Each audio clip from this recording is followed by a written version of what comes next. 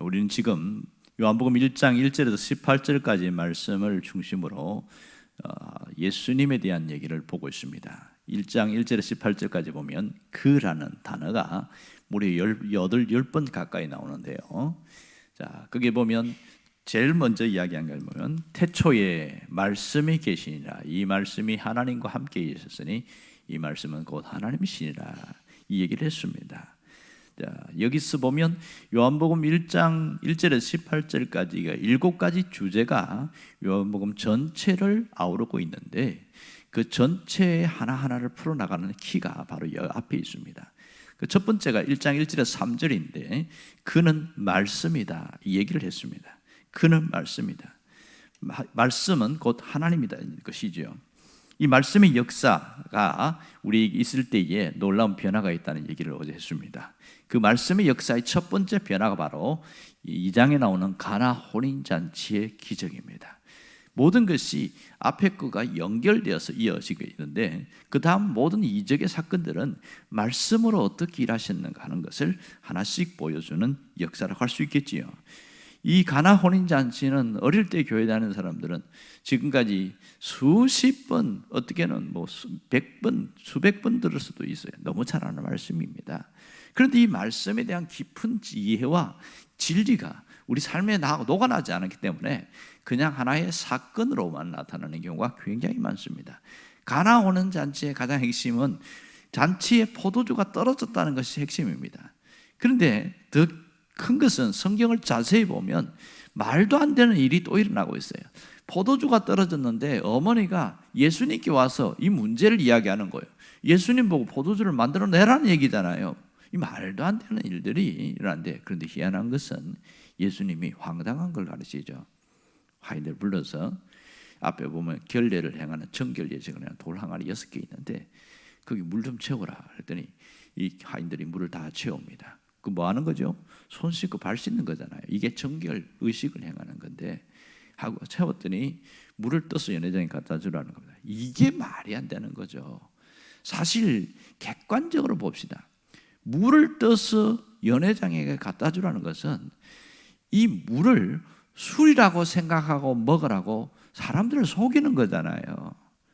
근데 아무리 술이 취했다고 하더라도 물인지 술인지 분간을 못할 사람은 없습니다. 누가 먹어봐도 맛이 이상한데?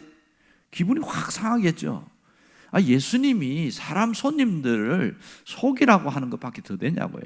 우리는 무슨 개념이 있냐면 예수님이 포도주를 만든 것을 이미 생각하기 때문에 아무 의식이 없지만 사실은 상식적으로 보면 말도 안 되는 것을 지키는 거단 말입니다. 누군가가 그렇게 이 물을 떠서 갖다 주라고 그랬으면 어떻게 될까요? 그 잔치집은 난리가 났겠죠. 사람을 이렇게 무시하냐? 그 집은 완전 초상집이 되는 겁니다. 그런 일을 예수님이 하신 거죠. 그런데 우리와 차이점이 뭐냐? 예수님은 만들 수 있는 능력이 있고 우리는 능력이 없고 그 차이인 겁니다. 오늘 여기 놀라운 기적을 보면 예수님이 오늘 물을 갖다 주라고 했을 때 더 잘한 것은 뭐냐면 하인들입니다. 누가 갖다 줬을까요? 매 맞을 줄 알고 갖다 줄 사람이 없잖아요. 하인이 이걸 갖다 주었어요. 갖다 주었더니 깜짝 놀라는 것을 우리가 성경을 통해서 알 수 있습니다. 이 연회장 전체 이 잔치를 주관하는 연회장이 너무 놀라는 거죠. 이 포도주가 어디서 나오냐고. 이 포도주는 이전 먹은 것보다 훨씬 맛 좋은 거라고. 아주 좋다고 그렇게 칭찬을 크게 합니다. 자, 그 모습을 누가 바라보고 있어요? 물돈 하인들이 바라보면서 깜짝 놀라는 거죠. 자기들은 물을 갖다 줬는데 이게 포도주가 됐으니까 얼마나 놀라운 기적입니까? 여기서 핵심 뭐예요? 자, 제일 처음에 요한복음 1장 1절에서 3절까지가 이야기하는 게 뭐예요? 예수님은 말씀이다. 예수님은 말씀이다. 그렇게 했습니다. 말씀은 곧 하나님이다. 그 얘기가 처음에 나왔잖아요. 이 사건은 바로 그걸 증명하고 있습니다. 예수님이 누구신가를 드러내고 있어요. 예수님이 누구신가? 오늘 예수님은 이 물로 포도주를 만드는 처음 이적을 통해서 예수님이 누구신가? 먼저 예수님은 말씀으로 오신 하나님이라는 겁니다. 그것이 요한복음 1장 1절이 증명하고 있잖아요. 말씀으로 오신 하나님인 것을 우리가 어떻게 알아요? 이것이 포도주가 된 기적, 물이 포도주가 된 기적을 통해서 그분은 말씀 한마디로서도 이적을 행하시는 분이다. 이걸 보여주고 있지 않습니까? 여러분, 여기서 특이한 것은 예수님이 돌 항아리에다가 바로 이적을 행할 수 있었어요. 말 한마디면 포도주가 되라. 그럼 가능하죠. 그런데 희한한 것은 예수님이 그렇게 하지 않으셨어요. 물을 떠서 갖다 줘라. 갖다 줄 때에 이적이 나타났다는 겁니다. 여기서 굉장히 중요한 걸 알 수 있죠. 여러분, 물을 떠서 갖다 주는 일이 쉬워요? 포도주를 떠서 갖다 주는 것이요? 당연히 포도주가 쉽지요. 하지만 주님은 이 움직일 때에, 순종할 때에 하나님이 이적을 행하신다는 것을 여기에서 보여줍니다. 오늘 가장 중요한 것은 말씀으로 물을 포도주로 만들었던 주님의 모습을 바라봐야 됩니다. 이 말씀으로 모든 것을 움직이게 된다. 그리고 말씀을 믿고 움직였을 때에, 반응했을 때에 놀라운 결과가 일어났다. 이것을 핵심적으로 이야기하고 있습니다. 자, 오늘 예수님은 말씀으로 자연 세계를 초자연 세계로, 이성과 과학을 뛰어넘는 초이성, 초과학의 세계로 가게 하시는 분임을 보여줍니다. 결국 물로 포도주를 만들었다는 것은 과학과 이성을 뛰어넘는 기적을 베푸시는 하나님이심을 스스로 증명하신 것이지요. 자, 그렇다면 우리는 한번 봅시다. 말씀을 너무 잘 알고 있어요. 오래 믿으면 믿을수록 성경의 이야기를 너무 잘 알고 있어요. 그렇다면 그 말씀이 내 삶을 얼마나 나타나고 있는가, 이걸 한번 돌아보자는 것이죠. 사람들은 무슨 생각하고 있어요? 성경의 말씀은 믿고 있지만 내가 갖고 있는 이성과 과학의 한계를 뛰어넘지 못할 때가 너무나 많습니다. 그게 뭡니까? 물은 절대로 포도주가 될 수 없다. 그것이 믿는 사람들에게도 갖고 있는 상식입니다. 물은 포도주가 될 수 없어요. 당연한 거죠. 그런데 예수님이 말씀해도 물이 포도주가 안 된다, 그렇게 생각하는 분들이 있다는 겁니다. 물은 물이고 포도주는 포도주다, 그런 것이죠. 이것을 뭐라고 타박할 수는 없는 거예요. 상식이니까. 그런데 이게 신앙의 세계로 들어가면 문제가 되어집니다. 불신앙이거든요. 주님이 물로 포도주를 만들었는데도 여전히 물은 포도주가 될 수 없다는 신앙의 세계에 들어와서도 그렇게 주장하면 심각한 문제가 생기는 거죠. 왜요? 예수님이 물로 포도주를 만들었는데 그 자체가 부정되는 것이잖아요.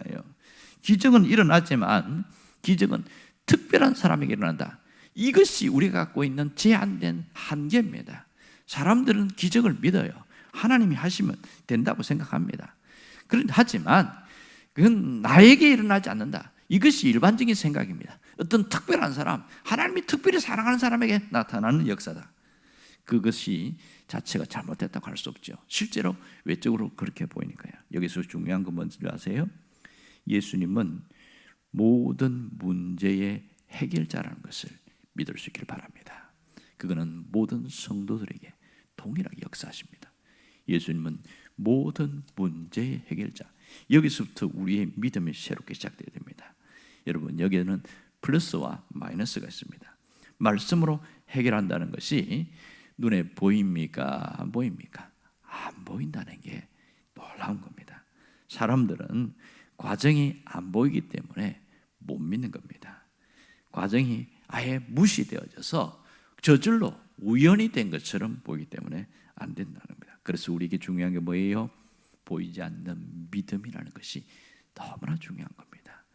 보이지 않는 신뢰라는 것이 대단히 중요한 것이지요. 믿음이 없으면 이런 것을 받아들일 수도 없고, 주님을 신뢰하지 않으면 이 역사에 대해서도 내가 그것을 전적으로 수용하기가 어렵다는 겁니다. 가장 우리의 삶에서 기적을 방해하는 게 뭔지 아세요? 기적을 방해하는 게 있습니다. 지금도 하나님의 역사는 일어나지만 어떤 곳에 일어나지 않느냐? 바로 의심하는 곳에는 하나님의 역사가 일어나지 않습니다. 특별히 마가복음 11장 24절을 보면 주님이 이런 얘기를 하고 있습니다. 그 무화과나무 저주한 사건을 이야기하면서 제자들이 깜짝 놀랐거든요. 예수님 어제 무화과나무 저주했는데 뿌리까지 말랐습니다. 뿌리까지 말라는 거 어떻게 알았겠어요? 뽑아봤겠지요. 새까맣게 말라본 거 깜짝 놀란 거죠. 근데 예수님 무슨 얘기하냐면, 내가 너희에게 말하노니 무엇이든지 기도하고 구하는 것은 받은 줄로 믿으라, 이렇게 했습니다. 기도하고 구했는데 받았다고 믿으라는 거예요. 안 받았는데 받았다고 믿으라는 거예요. 그리하면 너희에게 그대로 되리라. 우리는 여기서 괴리감이 생기는 겁니다. 받은 줄을 믿으라고 해서 믿었는데 아무리 기도해도 눈 떠보니까 아무것도 없어요. 에이, 안 되는구나. 그러면 예수님이 하신 말씀이 잘못됐던가요? 거짓말이 아니잖아요. 근데 왜 안 되냐고요? 그것을 찾아내면 간단히 해결될 수 있습니다. 받은 줄로 믿으라고 했는데 안 되는 이유가 있습니다. 그것은 마가복음 11장 23절에 그 이유를 설명했어요. 뭐라고 그러냐면 내가 진실로 너희에게 이르노니 누구든지 이 산을 들리어 바다에 던져지라 하며 그 말하는 것이 이루어질 줄 믿고 마음에 의심하지 아니하면 그대로 되리라. 문제가 어디에 있습니까? 예수님의 말씀이 잘못된 게 아니에요. 받은 믿고 했는데 마음에 의심하지 아니하면 그대로 되리라. 문제는 의심입니다. 의심이 기적을 방해하는 치명적 무기입니다. 의심은 기적의 아킬레스건입니다. 주님이 전제를 딱 깔았습니다. 너희들이 기도하고 구하고 기도한 것은 받은 줄로 믿으라 했는데 안 되는 것은 왜 안 되냐? 의심이 타고 들어왔기 때문에. 의심은 상식을 타고 들어옵니다. 의심은 이성을 타고 들어옵니다. 의심은 우리가 갖고 있는 모든 지식을 타고 들어옵니다. 내가 알고 있는 정보와 지식에 의해서 보면 그건 안 되는 거야. 그것이 타고 들어와서 이 하나님의 능력이 나타나는 것을 제한해버리는 겁니다. 여러분, 하나님을 제한하지 말라는 말을 여러 번 제가 한 적이 있는데요. 존 헌트인가요? 그분이 하나님을 제한하지 말라는 얘기를 하면서 뭐라고 그러냐면 하나님은 전능하신 분이지만 우리가 스스로 하나님을 제한하기 때문에 그 전능성이 제한을 받는다는 얘기를 한 적이 있습니다.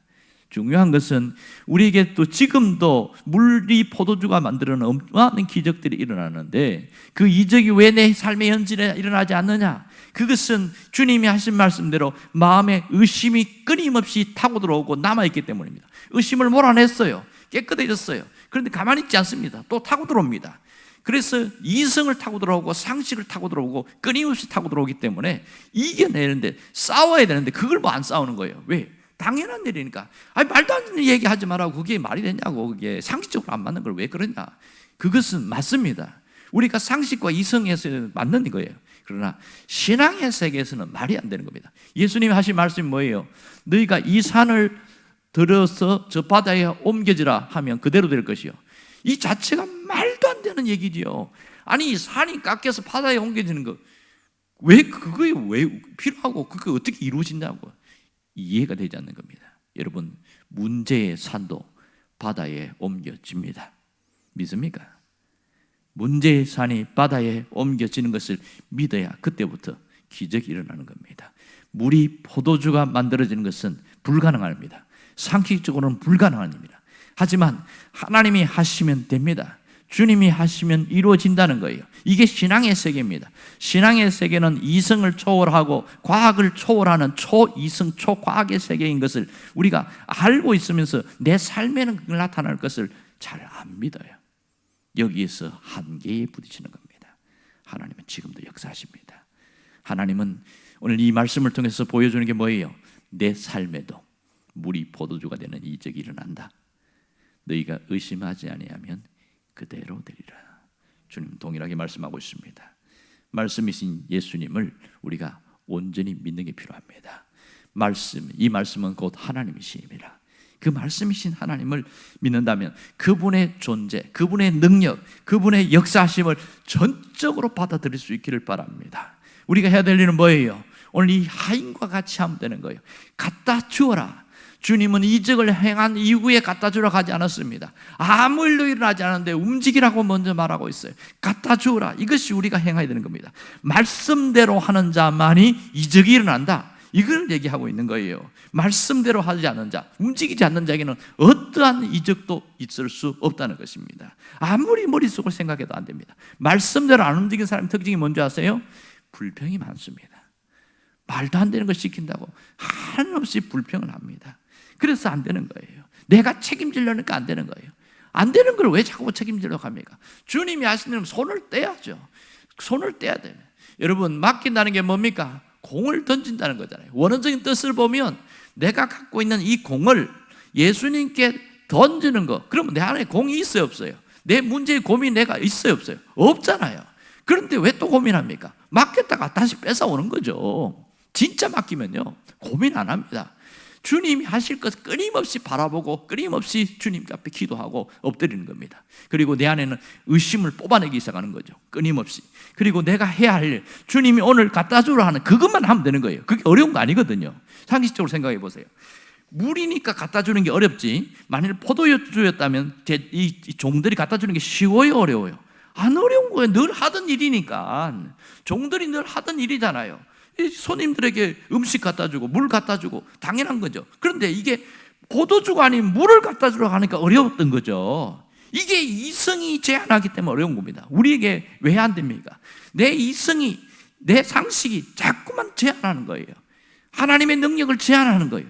그래서 안 나타난다는 겁니다. 정말 예수님의 말씀대로 갖다 주기만 하면, 움직이기만 하면 놀라운 역사가 일어납니다. 지금도 주님은 동일하게 역사하십니다. 말씀이 선포되는 곳에 기적이 일어납니다.